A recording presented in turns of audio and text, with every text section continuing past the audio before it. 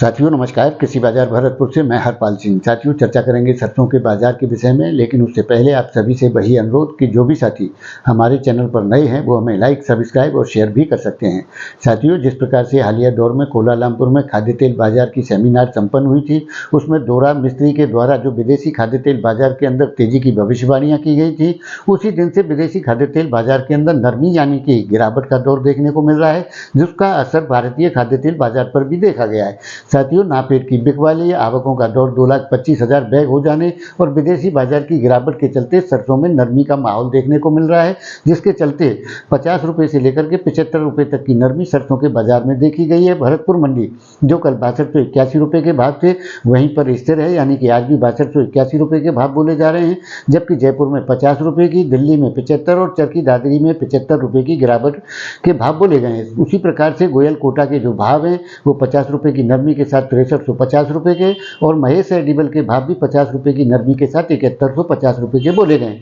यानी कि साथियों 50 रुपये तक की खरी गिरावट सरसों के अंदर आज भी देखने को मिल रही है, लेकिन किसी बड़ी गिरावट की आशंका या उस प्रकार की संभावनाएं फिलहाल के दौर में भी बनती हुई नजर नहीं आती है, क्योंकि साथियों बिजाई लेट है और सरसों की नई फसल आने में भी टाइम है। लेकिन जिस प्रकार से विदेशी खाद्य तेल बाजार के अंदर यदि नरमी का रुख भी रहता है तो भी सरसों के अंदर नरमी की संभावनाएं कम ही बनती हुई प्रतीत होती हैं, क्योंकि एक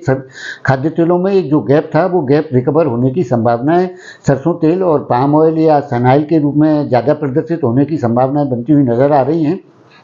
जिसके चलते कोई बड़ी गिरावट या मंदी की स्थितियां बिल्कुल भी नहीं है। आज भी वैसे देखा जाए तो